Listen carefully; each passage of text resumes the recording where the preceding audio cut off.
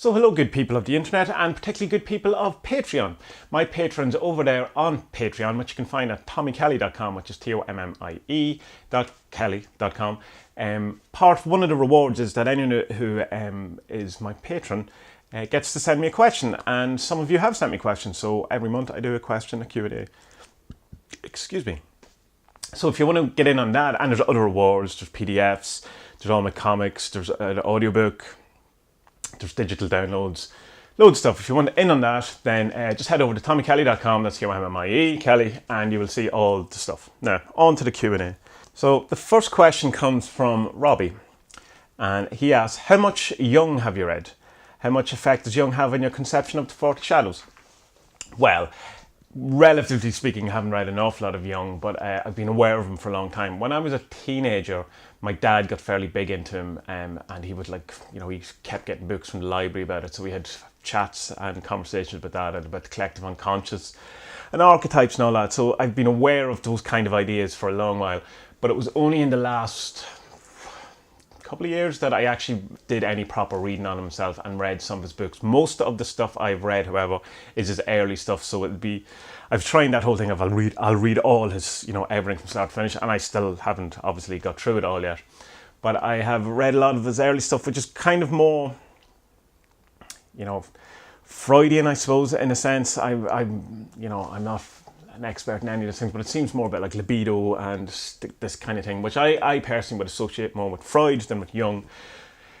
And but I also read the biography or autobiography, Man, Memories, and whatever that one's called. I listened to it, an audiobook of it, and I found some of it kind of great, some of it was a bit weird. But I found another version of it narrated by Michael York, the guy who is Logan in Logan's Run, and he's also in Austin Powers and all that. So I listened to it again, and I might, maybe the different narrator might change. Not that it was bad. I just I found it very hard to concentrate, and some of the things I was just kind of, I was just a bit bored, and even though there's a lot of great insights and a lot of good ideas and all that, it's also touted as his autobiography, and it's not at all. It's a biography. It's written by someone else, just kind of in the first person from his notes or whatever. I'm also currently reading the Red Book, but I'm far too early into that to really have any sort of opinion on it whatsoever. I've done a lot of kind of research around it and watched lots of videos and all that, mostly in preparation for the new RuneSoup course that is going to be on Journeying, which seems to be going to incorporate like the Red Book as its Bible sort of thing.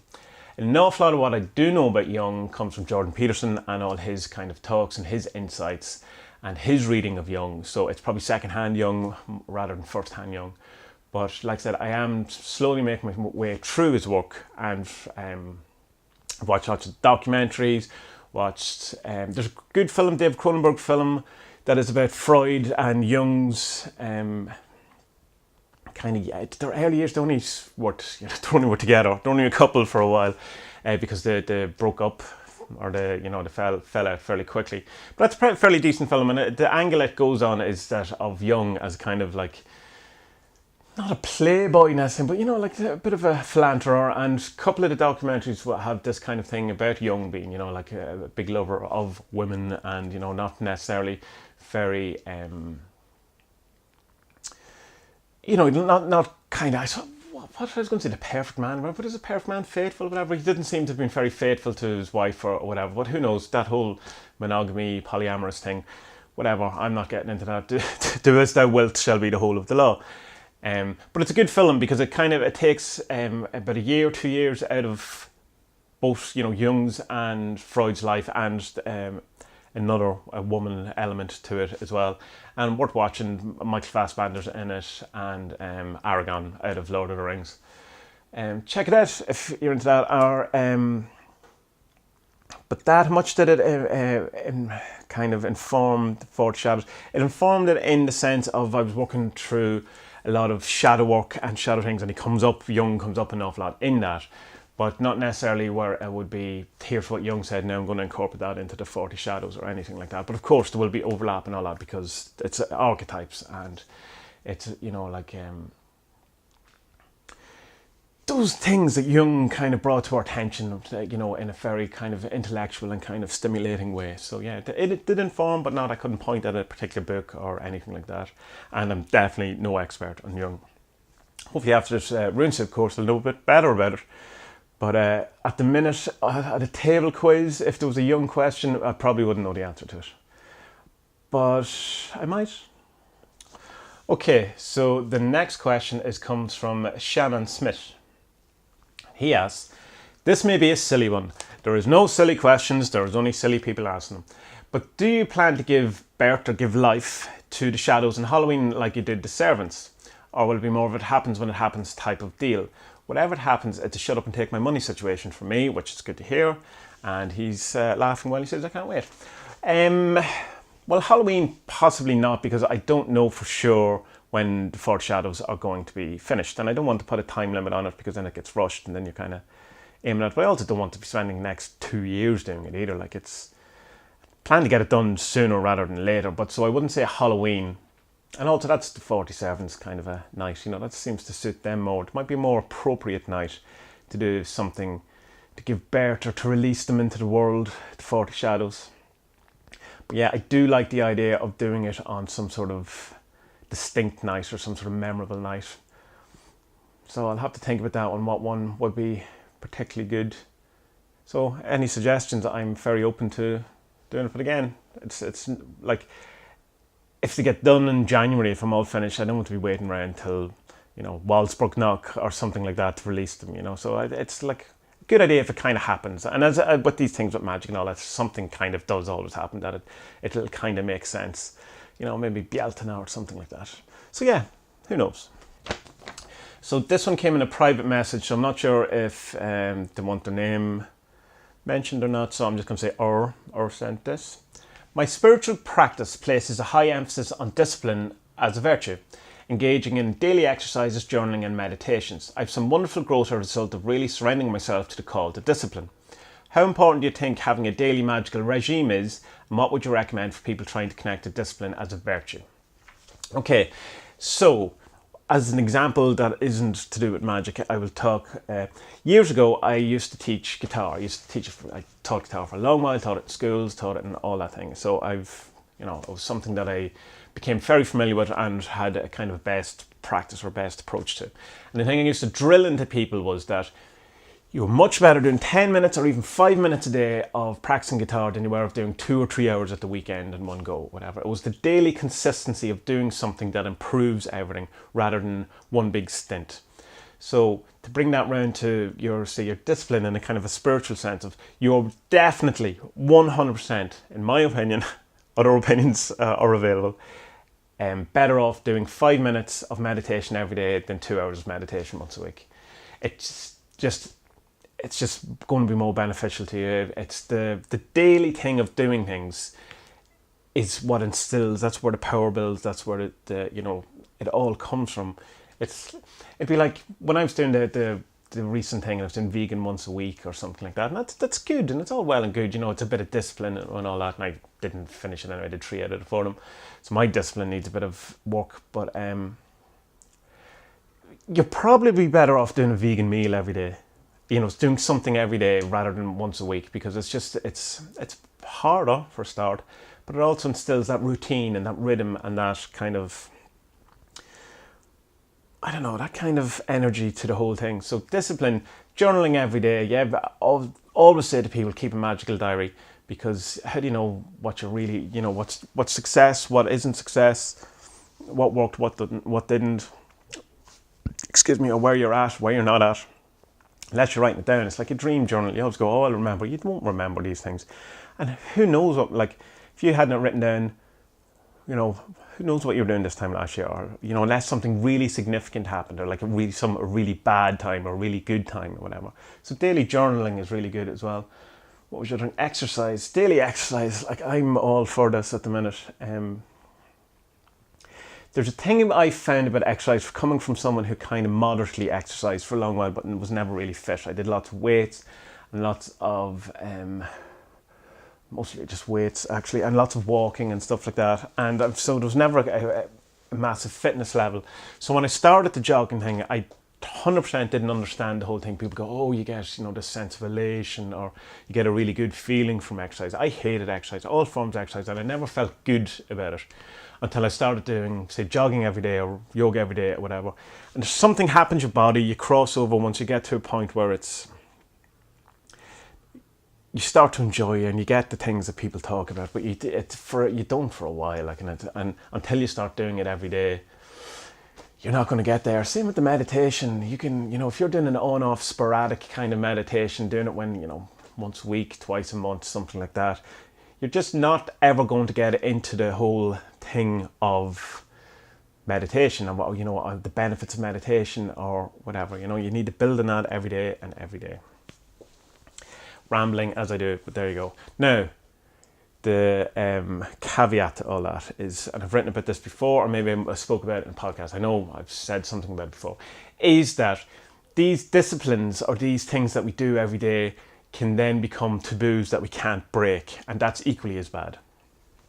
So the example I give is that I haven't eaten meat or any sort of thing in 25 years now, so it was 15 or something like that. Is that maths right? Yeah. And it would just be far too hard for me to break that now. So it's become such a taboo. It's a restriction. It's a new thing that I can't do now. It's like I wanted originally not to eat meat, for whatever millions of reasons I had. And now I just can't, because it's become too intrinsic to me, too involved in me, too much of who I am or whatever. That to do that would be like breaking some sort of taboo. Which, if you went on the left-hand path, would be something that, you should I deliberately probably should do in some sort of ritual context, but I won't, because it's become too much of a taboo. It's like if you also say you meditate every day, it becomes less and less likely that you would be able to not meditate if you wanted to one day, because it's become too ingrained, too much of who you are, too close, too much of a taboo to break. The other one is, the good example is Wayne Dyer. And I can take or leave Wayne Dyer. I'd mostly leave him, to be honest, but he talked about running every single day. He ran 4 miles, 5 miles, a million miles, whatever it was. And even if he was in hotels, he would run around the corridors if there was no gym or whatever, until the point his wife said to him at one point, and goes, could you have a day where you didn't run? And he was like, of course, I cannot run whenever I want, it doesn't control me. And he was saying at 10 to 12 or half 11 that night, he was out running. He had to get the run in for the day, and it was. And so discipline is brilliant and it's great once it's something you're imposing on yourself rather than it imposing on you. Because when it turns around and it's the imposition on you, then it's another control thing, and the whole discipline element of it is gone, because it's not a discipline to keep it. It would be a discipline to then let go of it.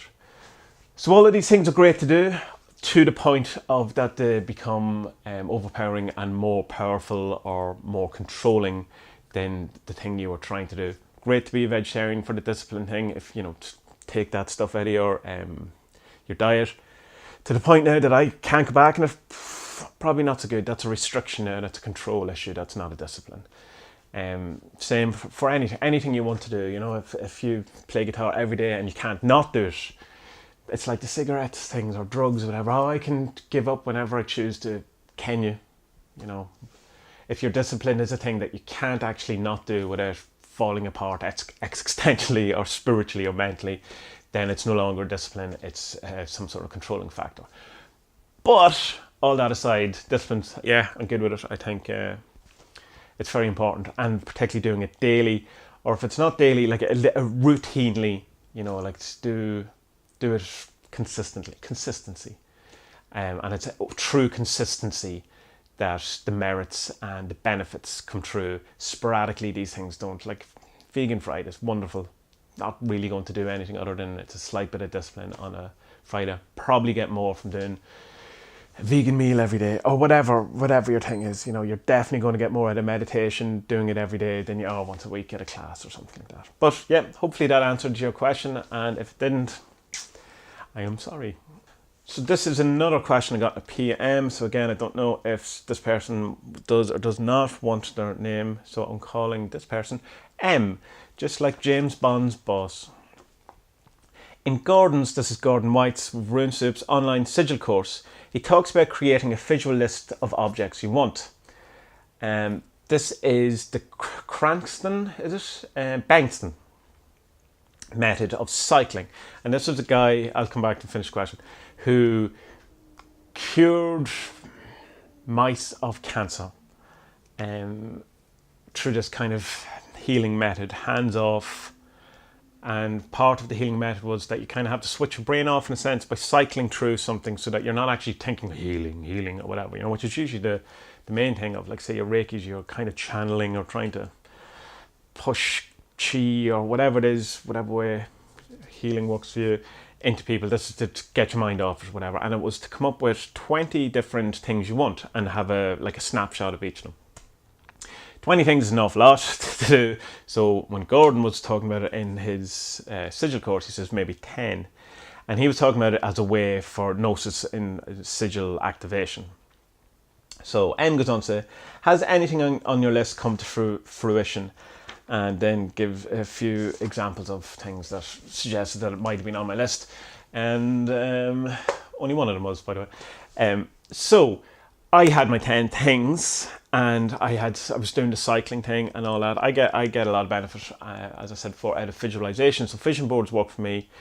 Finesse, my wife, has the best vision board experiences. Like, she just sticks stuff in the vision board and she totally gets them down to a place she wanted to go, and it had, in the picture she had on it, the actual place had the exact carpet or floor, like exact floor, down to them sort of details. But anyway, I'm less good at that, but it's still quite good. And my kind of thing is, most of my stuff, it's about 6 out of 10. 60% of my sigils work, 60% of my magic works. How I know that is because I had the discipline of writing down everything I did, and that was kind of the level, or that was the kind of pattern that was shown. It's about 6 strengths. So it depends. It goes up if I care or don't care about things. Like, I definitely could do 10 out of 10 sigils of stuff I don't give a shit about. And it will go down the more I want it. There's a great quote from Neil Donald Walsh, again, even more than I can take him, who says, and it's probably not even his quote, says, you can't have anything you want, because it's the act of wanting it will stop you getting it. And lots of truth in that. Definitely is. The more you want something, the more it becomes about the wanting, and which is, the whole lust of result thing. But that's just too much spoken about that as well. Tangentially, the reason why I'm talking about the 6 out of 10 is that it turned out, when I went back and looked at my Google Slides, which is how I had set up this cycling method, 6 out of the 10 things that happened. 5.5. It depends. I could definitely make a case that 6 of them happened. One kind of half, and I had stopped cycling. I had stopped doing that thing, and I had got some of them after I had stopped the cycling. So the idea with the cycling is that you have these 10 images, representations of things you want, starting with the first one being things that are easy enough to get, and the 10th one being the mansion in the hill with the yacht and whatever you want, the wine cellar. And then you have an image that represents each of those things. And you try to go through them, which is the cycling, in your mind as fast as you can. So like a film strip or whatever, going flying across your eyes, whatever. I never got it too fast. Supposedly you can do it really, really fast, and you stop and it'll be a random image. I never got that far. I could do it relatively fast, but not actually fast. And I would still stick on a few of them. And the thing to watch out for, if it does stick on someone, like if you can't go, what is number 6 and number 6, probably have a look at what number 6 is, that there's either something you're not really sure if you actually want it, or you have to work around it. So yeah, 6 out of 10. That's pretty good. I should probably do that, more of that thing, but the same as with the vision board stuff. Things that work for me, I don't do them. I don't know why. So yeah, I would suggest check out that book if you haven't already. Dr. Bengston, I think. There's also an audio version of it that is meant to teach you how to do this, but there's no more information in the audio version than is in the book. And the audio book, unless you get an Audible, is quite expensive. I think Sounds True have it for $40 or $50 or something like that, which probably not worth $40 or $50. Worth a credit in Audible. And if it's to be believed what he does, then it's amazing. It's absolutely amazing. But skeptic mind and all that would lead me to believe that if he is doing what he's doing, then he'd either be shut down or could, been told, you wouldn't maybe hearing about him, or you would be hearing far more about him. But yeah, check him out, make your own decision about it. It's an interesting book, if nothing else. And the Bengston method, I think it's called. I'm no help to you now. Final question. 4th time lucky. First time battery went, second time I forgot to hit record, third time battery went. So 4th time, please battery don't go. I charged it for a wee bit longer, but it might be in a bit of a go. Wendy. I'm not going to get your second name pronounced right. I don't think. Ligino, Ligino, Wendy L. I noticed that some people view servitors as employees, others see them as partners, and some as close to a demigod type status. Mindfocus, I'm not. As someone who's pretty new to servitors and still developing my own relationship style with them, would you mind talking about your perspective of them and how you see them most effectively worked with? Okay, I think out of all of those things, that the employee-employer relationship is the best one, because it's the one that allows for you to keep the most control over the situation and still everyone to be happy. The thing I have about people, like say a partnership, or elevating them to some sort of like gods or spirits or something that is above and needs to be petitioned, is that it's the equivalent of asking Jesus or God or one of these people for help. You're petitioning them. And that's not what a function of a servitor is. A servitor, clue in the name, is to serve. The 40 servants, it's to serve. They're not slaves by any means. You're not like controlling these, making these entities and making them do whatever you want, and it's horrible for them and they hate it. Their function is to serve. The healer wants to heal, and that is her function, and that's what she was created for, and that's all that it is. It's like taking these energies, these archetypes, these magics, whatever word we want for these ideas, and putting them in a box, a well-labelled box, a container. It's something that we know exactly what it is. A safe, useful energy, a healing energy. The healer, that's what she does. And when you think of it as the employer-employee relationship, it's not a perfect analogy by any means, but it's a good one because it means you're saying, I want you to do this, and in return, I will give you this. And that is the employer, you, telling the employee what to do, in the same way that if you worked in a shop and you were the boss, you would tell whoever was working for you, put the newspapers over there because that's what I'm paying you for. It's not, I'm a better person than you, although it can be sometimes depending on the boss, but it's just that's your function as the thing. And it's more than that for the servants, because that person who's moving the newspapers in the shop, an employee-employee relationship, they might have many functions in that they want to be a photographer, they want to be a rock star, they want to be a gynecologist. Who knows what these people want to be? And interesting to talk about. Whereas, so when you say, do the newspaper, they go, I'm not a newspaper mover, I'm a thing. Whereas when you tell the healer to heal, that is what she is. That's her function, to heal, and she's happy to do it.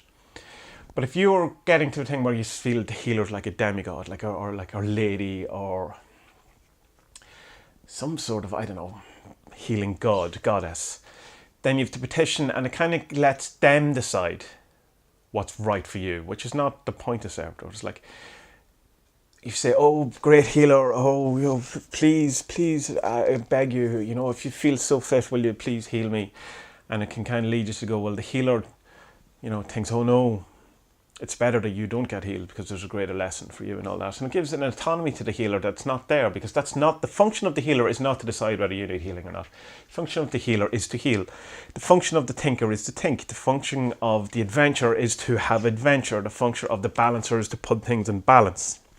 And if they are put on a higher pedestal where you have to beg them or petition them or look to them or something above it, please, bring more balance in.